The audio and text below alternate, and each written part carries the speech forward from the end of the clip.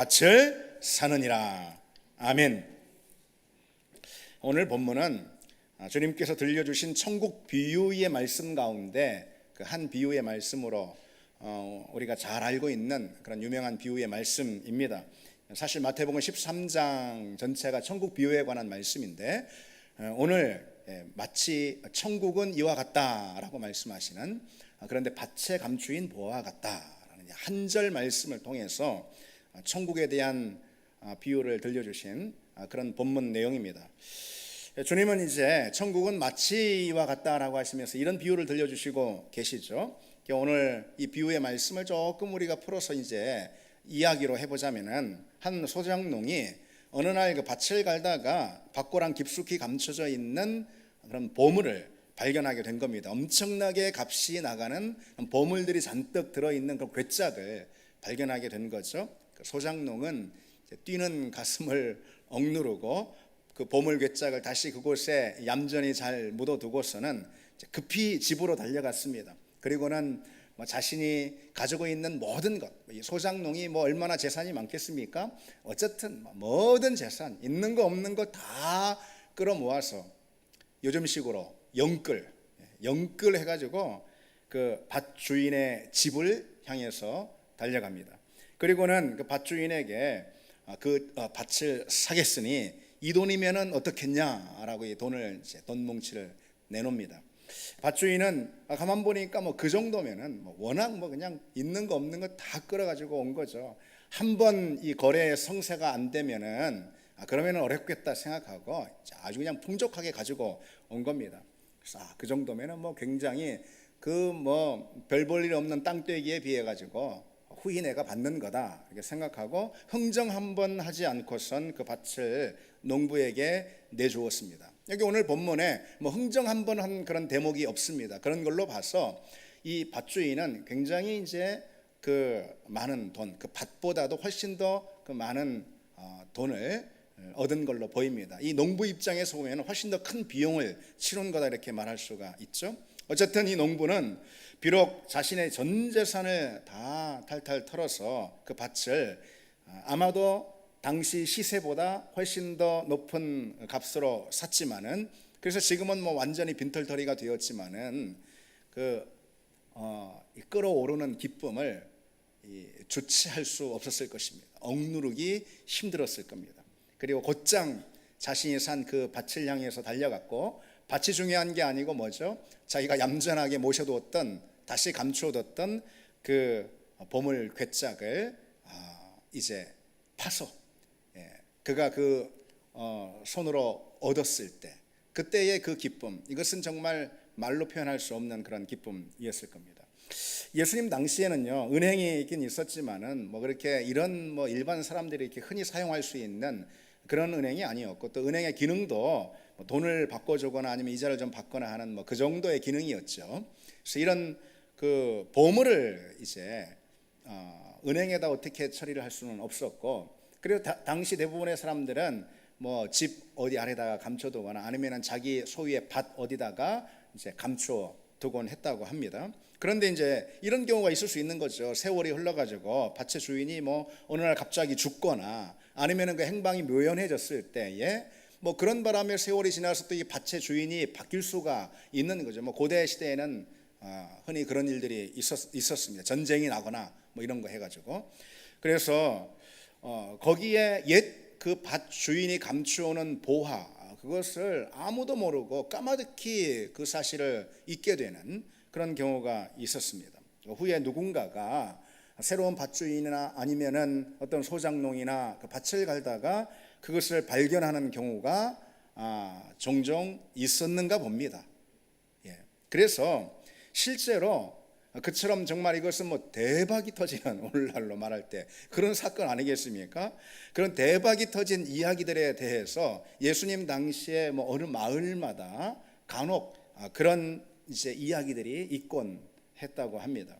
그러니까 예수님께서는 그런 이야기는 이 청중들 귀를 솔깃하게 하는, 굉장히 설레게 하는 그런 소재 아니겠습니까? 그런 이야기의 소재를 가지고 천국은 마치 그와 같다라고 하시면서 말씀해 주시는 거죠.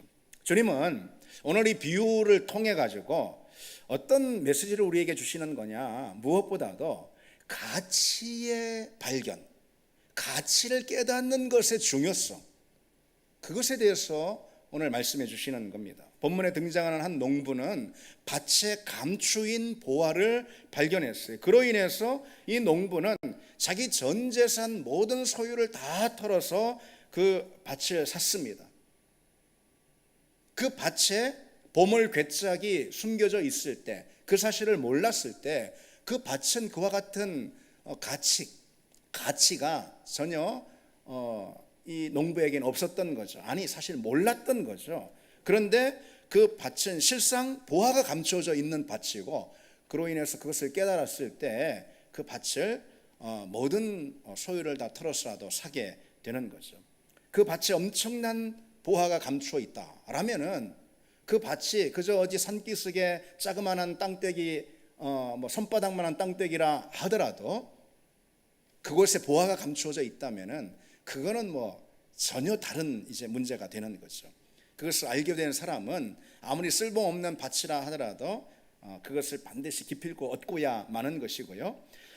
그 사실에 대해서 전혀 모르는 그런 밭 주인이라면은 소작인에게 자기 밭을 뭐 그냥 흥정도 한번 하지 않고 팔아버릴 수도 있는 거죠. 여러분, 그래서 중요한 건 이겁니다. 내가 정말 최고의 것을 가졌다, 이 사실도 중요한데요, 그 사실을 알고 있는 것도 참 중요합니다. 내가 정말 보화와 같은 것을 소유하고 있다라는 그 사실을 알고 있는 것, 그 사실을 깨닫는 것, 발견하는 것, 그러면은 정말 최고의 것, 보화와 같은 것을, 보물을 가지고 있으면서도 그걸 모를 수도 있단 말인가? 모를 수 있단 말이죠. 최고의 가치를 소유하고 있음에도, 선물 받았음에도 불구하고 그 사실을 전혀 몰라서 그걸 전혀 온전히 누리지 못하는 경우도 있을 수 있다는 겁니다. 아니, 그런 경우가, 그런 안타까운 경우가 아주 흔합니다.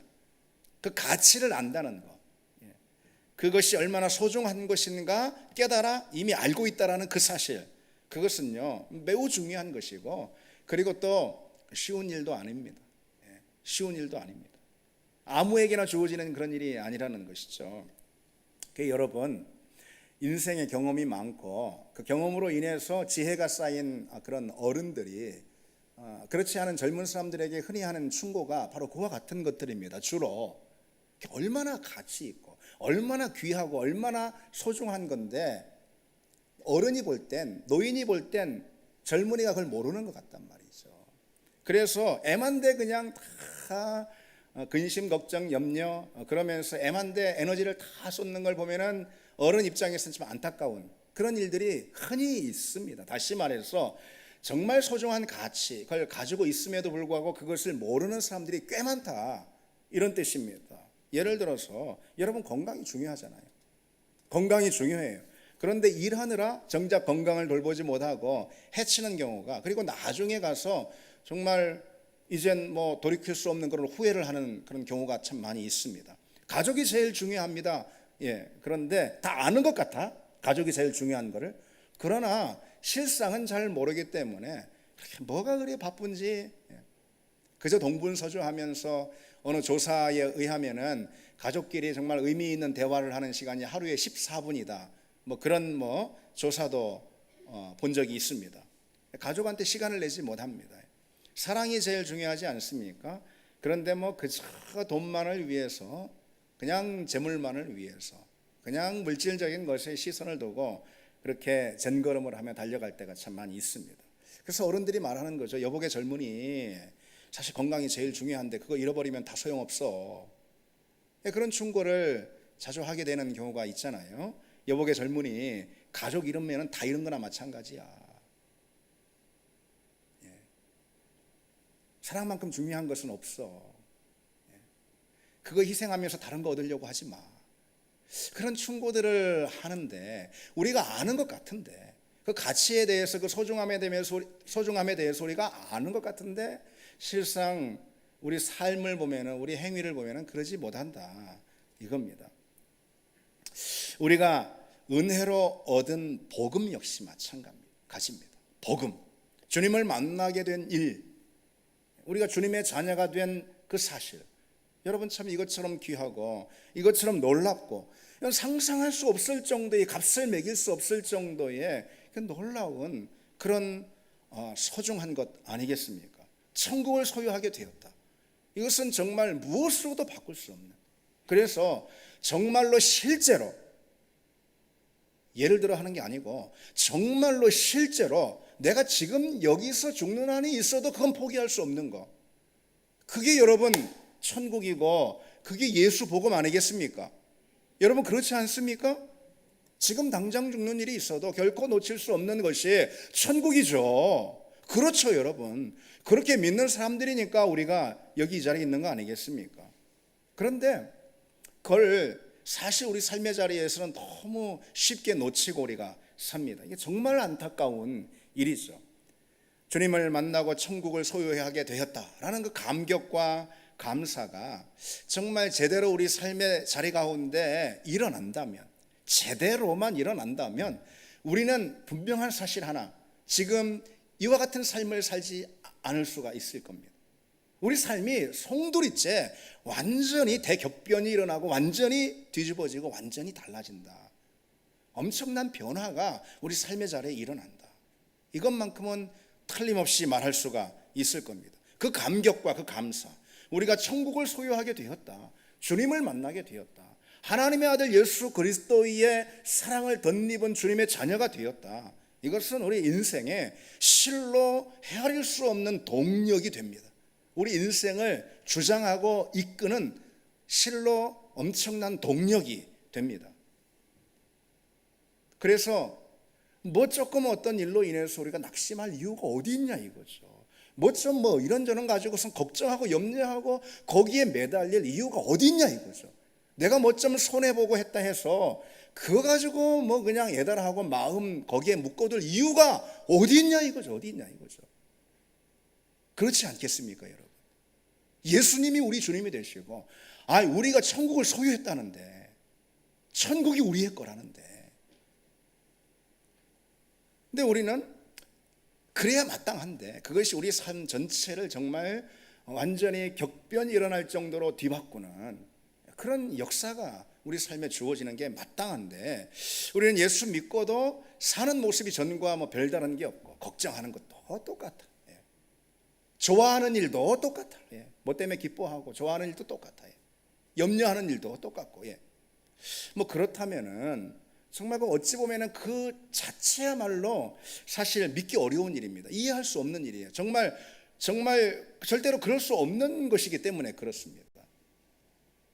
여러분 실제로 그 질문을 던져보시고 여러분 정말 진지하게 그 질문에 답을 해보신다면 그렇지 않겠습니까? 내가 주님의 자녀인데, 내가 천국의 백성인데, 내가 영원한 영생을 선물 받은 사람들인데, 이거를 진지하게 질문하고 그에 대한 답을 내게 스스로 얻는다면 우리가 어제 걱정했던 그 일이 뭐야 이렇게 중요한 일이겠습니까? 어제 동동거리고 그냥 내 모든 삶의 에너지를 거기 쏟아부은 거, 그게 정말 맞는 일이겠습니까? 이런 답을 우리가 얻을 수 있지 않을까요? 우리는 복음의 가치, 믿음의 가치를 알고 있는가? 오늘 이 감추인 보화를 발견한 농부처럼 말이죠.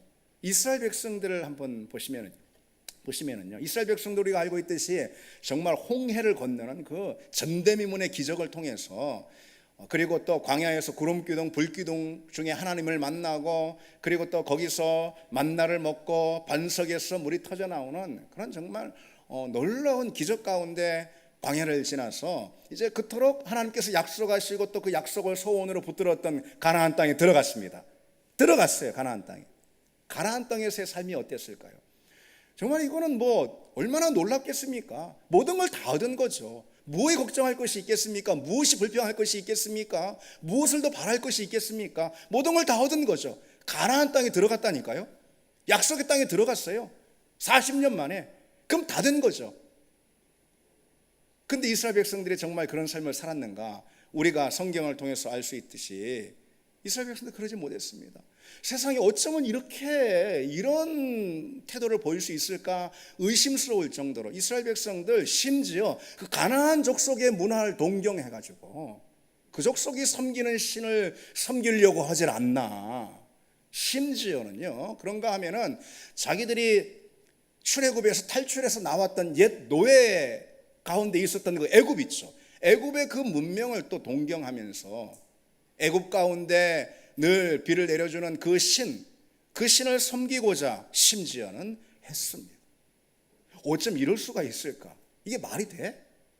이런 사건들이 실제로 하나님이 택하신 이스라엘 백성들의 역사 가운데 드러났고, 그래서 하나님께서 이들을 아수르를 통해서 바벨론을 통해서 심판하지 않습니까? 어처구니 없는 일이죠. 어처구니 없는 일. 어떻게 그 땅을, 가나안 땅, 약속의 땅을 놀라운 기적과 은혜 가운데 선물하신 하나님보다 그 땅의 죽은 우상들을 더 섬기고 그 땅의 문화에 빠져들 수가 있을까? 정말 그럴 수 있을까? 정말 그랬다는 거죠. 하나님께서 그들을 구별하여 택하시고 그들의 역사를 주장하시고 그들을 인도하신다라는 이 엄연한, 그리고 또 이 엄청난 축복, 그것은 오히려 이스라엘 백성들에게 나중에는 불평거리가 되기도 했습니다. 하나님이 그들을 간섭하시고 하나님이 그들을 주장하신다라는 이 사실이 이스라엘 백성들에게는 오히려 그것이 원망거리가 되기도 했습니다. 어쩌면 이런 일이 있을 수 있을까? 근데 여러분, 질문의 방향을 우리를 향해서 돌려볼 때 우리는 어떤가? 우리 믿음은 어떤가? 정말 하나님께서 우리에게 주신 이 복음의 가치를 우리는 알고 있습니까? 그 가치를 아는 감사와 감격이 우리 삶의 자리에서 늘 배어나고 있는가? 여러분, 우리에게 필요한 것은요, 다른 게 아니에요. 그래서 생각해 보니 우리에게 필요한 건 다른 게 아니라 말이죠. 우리 형편을 하나님께서 더 잘 아셔서 좋은 것들로 채워주시고 우리 삶의 자리에 어떤 문제들이 있는지 우리가 하나님께 기도할 때 그 문제를 해결해 주시고 우리 마음의 소원과 우리 기도의 제목을 살피셔서 응답해 주시고, 그런 게 사실 우리에게 우선적으로 필요한 건 아닙니다. 그런 게 우선적으로 필요하지 않아요. 우리에게 실은 가장 큰 기도의 제목이 되어야 할 것은 주님, 내게 무뎌진 복음의 기쁨을 회복해 주시옵소서. 잃어버린 믿음의 감격을 되찾게 해 주시옵소서. 아직 깨닫지 못하고 무심코 넘겨버린 그 은혜의 놀라움을 깨닫게 해 주시옵소서. 바로 그것이 되어야 할 것입니다. 이미 하나님께서 우리에게 주신 선물인 복음, 예수 그리스도, 가장 귀한 예수 그리스도 그 십자가, 그것이 우리 삶의 자리에서 정말 무엇을 행했는가? 그 구원이 무엇인가? 이 천국이라는 것이, 우리에게 선물로 준 천국이라는 것이 얼마나 놀라운 것인가? 우리가 때때로 잊고 살 때가 많은데 그것을 깨닫게 하시옵소서. 다시 내게 복음의 감격을 회복시켜 주시옵소서. 이거야말로 정말 우리에게 필요한 일이 아닌가 싶습니다. 여러분, 엄청난 사건이 이미 일어났습니다. 이미 일어났습니다. 놀라운 은혜가 이미 주어졌습니다. 세상 무엇과도 바꿀 수 없는 선물이 이미 우리에게 소유됐습니다. 그러니 뭐 더 달라고 구할 것이 실은 없습니다. 내가 지금 받은 선물의 가치로 인해서 난 감사하고 기뻐하고 어쩔 줄 몰라 호들갑을 떨며 찬양하며, 우리는 그런 존재로 먼저 부름을 여러분 받았습니다. 지금 잠시 이 땅에 있을 이 세상의 삶에서 내게 뭔가 부족하고 뭐가 결핍하고 그것에만 그냥 온 초점이 다 있어서 주님 이것도 부족하고 저것도 필요하고, 우리는 그런 존재 아니라는 거죠. 물론 그것이 우리 기도의 자리에서 마땅한 기도의 제목이 돼야 하는 건 맞지만은 우선적으로는 그렇다라는 거죠. 복음을 믿는다는 거, 우리가 정녕 죽을 수밖에 없는 죄인이었는데 예수 그리스도 십자가를 통해서 새 생명을 얻었다라는 거. 그 새 생명이 뭔가? 그 새 생명이 아니고는 우리는 어떤 존재인가? 하나님이 우리에게 주신 천국, 그 천국은 정말 진실로 뭔가? 그 천국이 아니고선 우리는 어떤 존재인가? 생각해 볼 때 여러분, 우리는 정말 그 사실로 인해서, 우리가 주님 자녀 되었다라는 이 사실로 인해서 정말 우린 정말 시와 때를 장소를 가리지 않고 그저 우리 이 저 내면 깊은 곳에서 솟아나는 그런 행복감들이 있어야 합니다. 그 행복감에 사로잡혀야 합니다. 우리가 어려운 일 만났습니다. 문제를 접했습니다. 낙심될 만한 일도 만났습니다. 두렵고 불안한 일도 만났습니다. 그런데 왜 그러는지는 몰라도 내 깊은 내면 안에서 솟아나는 이런 행복, 그건 자제할 수 없는 행복, 그런 자제할 수 없는 행복이 있단 말이죠. 여러분, 먼 나라 달나라 이야기를 하고 있는 건 아니죠. 여러분 다 그렇죠. 근데 묻겠습니다, 여러분. 지난주에 정말 한 번이라도 삶은 고달프고 어려운 삶의 짐들이 다 있고 그렇습니다. 별 다른 것이 없습니다. 그러나 그 가운데서 정말 나도 알 수 없는 정체 모를 그런 기쁨과 행복과 감격으로 인해서 정말 내 마음이 주체할 수 없는 그런 은혜에 사로잡히는 그런 믿음의 경험들이, 그런 은혜의 체험들이 여러분들에게 지난 한 주 정말 있었습니까? 몇 번이나 있었습니까, 여러분? 하나님이 우리를 그렇게 부르시는 거 아니겠습니까? 여러분 그렇게 부르셨죠? 오늘 지금 이 순간도 마찬가지입니다. 그 가치를 안다는 게 참 중요합니다. 소중한 것이 이미 주어진 건 맞아요. 그거는 누구도 부인할 수 없습니다. 그런데 그것이 얼마나 소중한지 아는 사람이 그 소중한 것을 누릴 수가 있습니다. 누릴 수가 있어.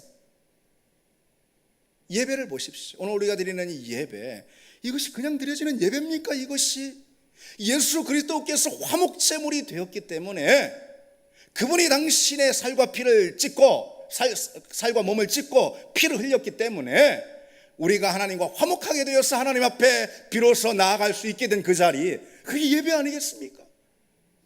이게 얼마나 감격스럽고 이게 얼마나 놀라운 자리입니까? 우리는 예배를 떠올리기만 해도 숨이 가빠져야 할 것입니다. 오늘 우리가 드리는 찬양, 이거 얼마나, 이거 한 소절도 놓치면 안 됩니다, 여러분. 한 소절을 어떻게 놓칩니까, 여러분? 우리가 날마다 하고 있는 믿음 생활이 얼마나 감격스럽고 얼마나 소중한 일인지 우리가 다시 기억을 해야 할 것입니다. 우리가 하고자만 하면은, 여러분, 날마다 하나님과 동행할 수가 있습니다. 하나님의 약속이에요, 여러분. 우리가 마음과 뜻만 있으면은 우리가 일상의 자리에서 시시때때로 주님과 교제할 수 있고, 그리고 주님께 기도할 때 기도에 응답하시는 주님을 만날 수가 있습니다. 여러분, 이것이 예사일입니까? 이것이 그냥 늘 있는 일입니까? 아무에게나 주어지는 일입니까? 이것이 별 볼 일 없는 일입니까? 그렇지 않죠, 여러분. 우리는 그래서 본질로 돌아가서 다시 이걸 한번 늘 생각해 봐야 합니다. 우리가 인간이라 연약해가지고, 우리 본성이 타락해가지고요, 하나님 주시는 그 은혜에 대해서 우리가 은혜 그대로 고백하지 못하는 게 참 많습니다.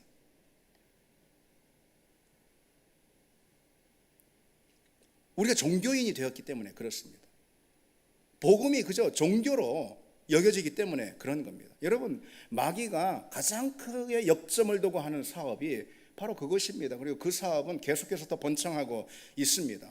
그러니까 마귀가 복음을 믿는 것까지는 막을 수가 없어요. 그런데 복음이 우리에게 그저 종교가 되어버리게 만드는 그 작업은 오늘 계속 번창하고 있다 이거죠. 마귀는 천국의 가치를 숨기려고 합니다. 오늘 밭 주인은 밭의 가치를 몰랐어요. 그 밭 저 산기슭에 있는 그 손바닥만한 땅떼기, 그거 뭐 소작이니 네가 없으면 나는 뭐 그 밭 어떻게 갈 수도 없어. 처분해야죠, 어차피. 그 밭의 가치를 몰라요. 이 소작이는 그 밭의 가치를 알아요. 거기에 보화가 감춰져 있거든. 마귀는요, 자꾸 천국의 가치를 숨깁니다. 복음으로 얻게 된 천국의 가치를 우리가 잊고 살게 만드는 겁니다. 여러분, 우리에게 필요한 것은요, 그래서 아까 말씀드렸듯이 뭔가 새로운 선물, 새로운 은혜, 새로운 응답을 더 얻는 것이 아닙니다. 물론 하나님께서 그런 것도 주시지만은 정말 우리에게 우선적으로 필요한 건 그런 게 아니라는 거예요. 이미 주어진 천국의 가치, 그게 얼마나 놀라운가를 깨닫고 그 가치를 누리며 사는, 그것이야말로 우리에게 진정 필요한 믿음입니다. 오늘 본문의 농부는 그래서 자기 재산 전부를 팔아서 그 밭을 소유하지 않습니까? 어느 선교사님한테 이런 이야기를 들었습니다. 북한 사람들 탈북을 하잖아요. 근데 이 탈북한다라는 거 우리가 뭐 들어서 뭐 여러분 아시겠지만 이게 목숨 걸고 하는 거잖아요. 이게 한번 잡히면은 그러면은 뭐 엄청난 고문을 받고 심지어 뭐 처형받고 뭐 죽을 수도 있는 거 아니겠습니까? 심지어 그 가족들까지도 이거 정말 목숨 걸고 하는 그런 일입니다. 그런데도 불구하고 이 탈북의 행렬들이 이어지는 걸 볼 수 있어요. 왜? 그만큼 자유가 중요하니까. 그리고 생존하려고, 정말 인간다운 삶을 살려고 그런 거 아니겠어요? 그런데 놀라운 일은요, 그렇게 탈북했다가 정말 가까스로 천신만고 성공했는데 탈북했다 다시 북한으로 들어가는 사람들도 있다는 거예요. 누가 그런 사람이 있을까? 바로 탈북한 즉시 복음을 만난 사람들입니다. 중국 쪽에서 예수 믿고 영접하고 그리스도인이 된 그런 사람들이에요. 이런 사람들이 다시 북한으로 들어가는 거예요. 죽을 수도 있는데 왜? 복음을 전해야 하니까. 자기 가족들에게 복음 전해야 하니까. 그래서 이전에는 이들이 자유와 생존이 자기 인생의 최고의 목적이고 최고의 가치였어요. 그러나 예수 그리스도를 만난 다음에는 심지어 이전의 최고의 목적과 가치가 되었던 그 자유와 생존마저도 예수 그리스도 복음 앞에 얼마든지 내어놓을 수 있는 그런 것이 된다라는 거죠. 예수 그리스도 복음을 위해서는 얼마든지 버릴 수 있는 것이 됩니다. 예수 그리스도가 전부니까. 미국 기독교 작가인 프레데릭 뷰크너라는 사람이 우리에게 이렇게 가르쳐 줍니다. 찾은 것에 비해서 잃은 것은 아무것도 아니다. 잃은 것은 찾은 것에 비해서 컵 한 잔 분량도 안 된다.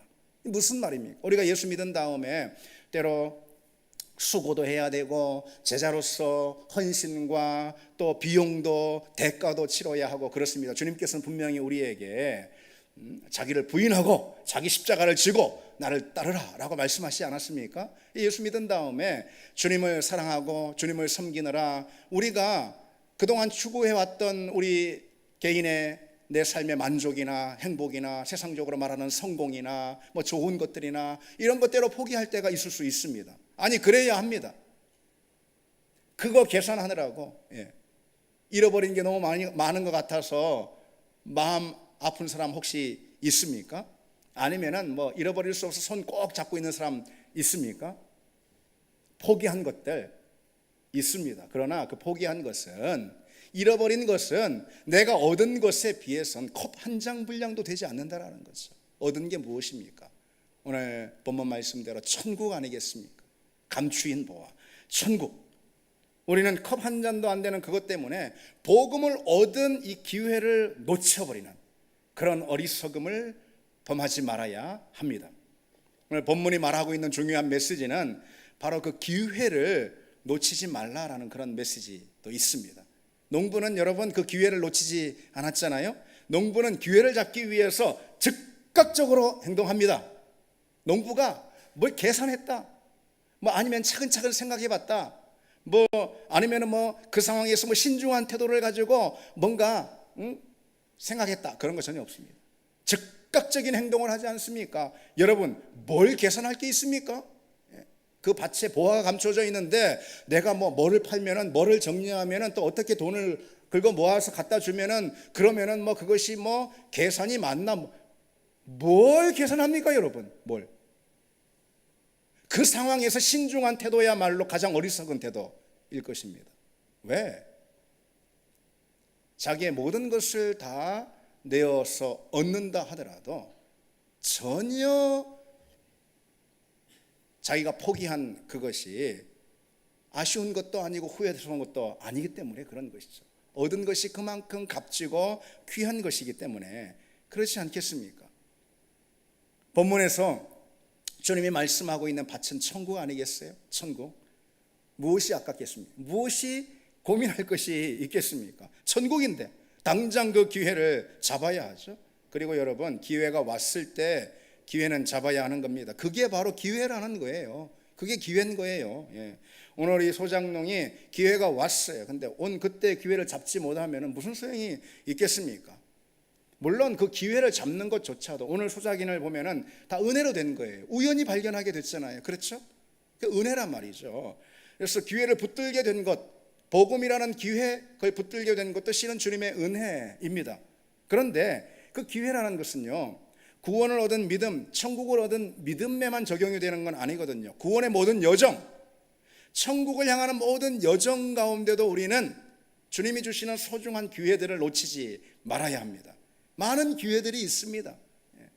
특별히 우리 믿음의 헌신을 다하는, 주님을 더 사랑할 수 있는, 우리가 예수 믿은 다음에 평생을 이제 살아가는데 여러분, 그것이 기회인 거예요. 주님을 그때 그 순간마다 사랑하고, 주님께 그때 그 순간마다 헌신하고, 주님과 그때 그 순간마다 동행하는 것이 다 기회 아니겠습니까? 그 기회는 지나가면 사라지는 겁니다. 그거 그래도 별 상관없어 하는 사람 있습니까, 여러분?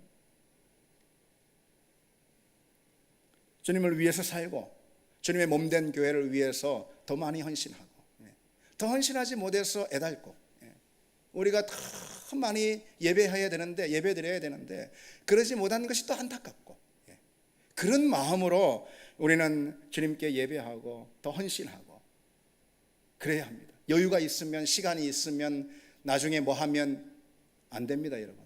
그 자체가 기회를 놓치는 그런 태도인 겁니다. 그 자체가. 그래서 고대 그리스에 시라큐스라는 그런 동상이 있다고 그러네요. 그런데 이 동상의 모습이 하도 희한하다고 그럽니다. 앞머리는 이제 무성한 머리카락이 막 이렇게 휘날리고 있는데, 그런데 이 뒷머리는 대머리라는 거예요. 머리가 없다란 말이죠. 이상한 동상 아래에 다음과 같은 글귀가 있다고 합니다. 원래는 이제 보통 앞에 이제 대머리고 그런 건데, 뒤에만 이렇게 머리가 있고요. 근데 거꾸로예요. 근데 그 동상 밑에 이런 글귀가 새겨져 있다고 합니다. 당신의 이름은 무엇입니까? 기회다. 기회라는 그런 동상이에요. 왜 당신의 앞머리는 그렇게 무성합니까? 내가 지나갈 때 사람들이 쉽게 잡을 수 있도록. 그럼 왜 당신의 뒷머리는 그렇게 대머리입니까? 지나가면 도저히 잡을 수 없도록. 그게 바로 기회입니다. 이 기회는 우리 신앙의 자리에도 여전히 동일하게 적용이 됩니다. 한번 놓치면 우리가 잡을 수가 없으면 다시는 다가오지 않습니다. 지금 주어진 믿음의 기회들 놓치지 않길 바랍니다. 주님을 사랑할 수 있습니다. 언제? 바로 지금이 기회입니다. 주님과 동행하고 주님의 말씀에 순종할 수 있습니다. 바로 지금이 기회입니다. 더는 이런 기회는 우리에게 없습니다. 여러분, 우리의 시간과 또 우리의 소유, 우리의 존재, 모든 것을 드릴 수 있는 기회, 그 기회가 중요합니다. 바로 지금입니다. 그래서 여러분, 가장 값진 것은 어떤 걸 통해서 재일 수가 있는가? 가장 값진 것의 무게를 재는 방법이 있어요. 저울질하는 방법이 있어요. 가장 값진 것은요, 무엇이 가장 값진 거냐면은 내게 있는 아주 소중하고 값진 것을 통해서라도, 그것을 버려서라도 마땅히 내가 얻으려고 하는 것, 마땅히 내가 지키려고 하는 게, 그게 최고로 값진 거예요. 최고로 값진 거. 예를 들어서 부모에게 자녀는 최고로 값집니다. 자녀보다 더 귀한 거 없어요. 그래서 자녀가 왜 값진지 알 수 있습니까? 부모가 자기 자신을, 자기 인생을 다 들여서라도, 시간, 돈 이런 거는 말할 것도 없고 자기 인생, 자기 자신을 던져서라도 얻으려고 하는 게, 지키려고 하는 게 자식 아니겠습니까? 그래서 부모에게 자식은 제일 값진 거예요.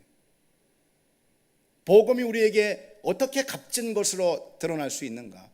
나의 소중한 것, 하찮은 것들 말고, 늘상 있는 것 말고, 언제든 처분할 수 있는 거, 언제든 얻을 수 있는 거, 그런 거 말고, 내게 값진 것, 이것을 마땅히 드리고서라도 내가 복음을 얻으려고 하고 내가 믿음을 지키려고 한다면, 그 복음과 믿음은 나에게 있어서 가장 값진 것이 될 것입니다. 여러분, 예수님이 가장 값지신 분임을 믿습니다. 여러분, 그렇게 고백하시죠? 아멘이시죠? 예수 그리스도가 내게 가장 값진 분임을 믿습니다. 하나님께서 그 아들 예수 그리스도를 우리에게 주신 것, 복음을 주신 것, 그거야말로 그 무엇과도 바꿀 수 없고 대신할 수 없는 가장 큰 선물이고 복이 되는 줄 믿습니다. 우리가 여기서 뭘 더 바랄 것이 무엇이 있겠습니까? 지난주에 저는 오늘 말씀을 묵상하면서 곰곰이 그 질문을 던졌습니다. 사실 간혹 자주 하는 그런 질문이기도 한데, 원래는 이렇게 해요.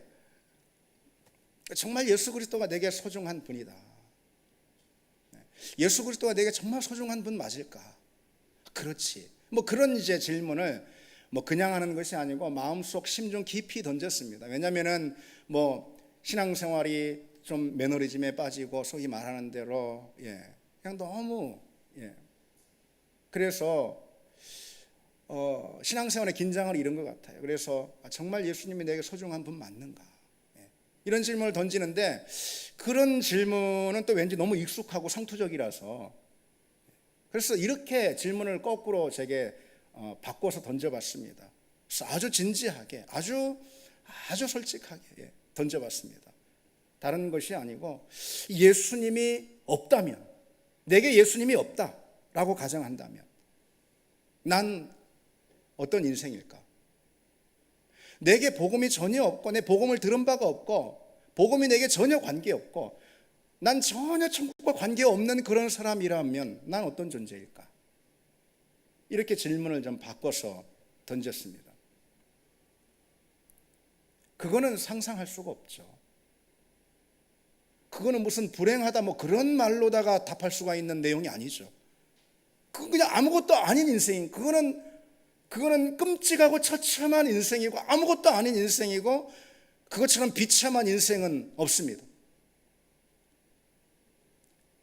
하나님 앞에 내가 그렇게 솔직한 답을 하게 되었습니다. 정말 진지하게 내 스스로 내 자신에게 묻는 질문이지만 정말 진지하고 절박할 정도로 물었습니다. 그리고 정말 진솔하게 그 질문에 답해봤습니다. 그러면 그건 나 아무것도 아니지. 내 존재는 아무것도 아니지. 그런 답이 나올 수밖에 없는 거죠. 여러분은 어떠십니까? 믿음은 여러분 그저 천국 가는 보증수표가 아닙니다. 여러분 그것처럼 큰 착각이 없습니다.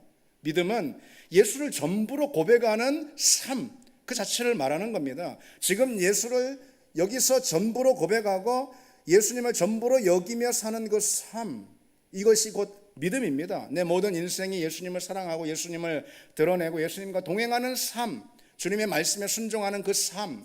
때로 우리가 미끄러질 때도 있지만은 약해서, 그러나 그것에 대한 분명한 확신을 가지고 사는 그 삶을 가리켜서 믿음이다, 그렇게 말하는 겁니다. 우리는 그 믿음이 있습니까, 여러분? 세상엔 종교가 있습니다. 믿음이 아니고 종교가 있습니다. 인간의 내면에는요, 어떤 영적인 욕구에 대한 답을 구하는 그런 심리가 있는데, 그것에 대해 답을 주는 것이 바로 종교입니다. 사람이 살다 보면은 여러분 물질적인 것으로만 만족하며 살 수 있습니까? 짐승도 아닌데 심리적이고 정서적이고 관계적이고 그리고 영적인 어떤 영역까지 그 무엇에 대한 결핍이 있어서 공허함이 있어서 그것에 대한 만족을 바랍니다. 그게 사람이에요. 그리고 그것에 대한 어떤 공허와 결핍이죠. 그것에 대한 답을 주는 것이 바로 종교입니다. 그러나 여러분, 예수님은 종교가 아닙니다. 예수님 그런 분이 아니에요, 여러분. 우리 안에 있는 어떤 영적인 어떤 결핍, 허무함, 그리고 불안함, 두려움, 이런 것에 위안을 주고 평강을 주려고 오신 그런 분이 아닙니다. 예수님은 우리의 모든 것이 되기 위해 오셨습니다. 예수님께 우리의 생사가 다 걸려 있습니다. 예수님이 우리의 전부가 되십니다. 내게 예수님이 없다라고 생각을 해보십시오, 여러분. 아까 제가 이번 한 주간 스스로에게 질문했다라는 그거, 예수님이 내게 없다, 상상이나 할 수 있냐라는 것이죠. 그저 종교적이고 심리적이고 영적인 공허와 결핍만 남게 될까? 내게 예수님이 없으면 과연 그런 걸까요? 아니죠. 인생이 날아가는 거지. 인생이 날아가는 거 아니겠습니까? 내 존재가 지옥의 불로 들어가는 거 아니겠습니까? 상상도 할 수 없는 끔찍하고 비참한 결과죠. 그런데 정말 종종 우스운 광경을 목격하게 됩니다. 내가 믿어주면 고맙게 여겨야 한다는 식으로 교회에 나오는 그런 분들도 있고, 예수 믿어주는 게 그게 어딘데, 교회 나와주는 게 여기 어딘데, 몰라서 그러는 거죠. 그러나 참 그처럼 어이없는 태도도 없다는 거죠. 여러분, 예수 그리스도 복음이 아니면은 진정 아무것도 아님을 우리는 믿습니다. 여러분 모든 것은 다 결국 우리에게 있는 거 다 흩어지고 다 사라집니다. 예수 그리스도만 남고 우리는 예수 그리스도와 함께 영원한 삶을 살게 되는 줄 믿습니다. 우리 같이 이 찬양 드리겠습니다.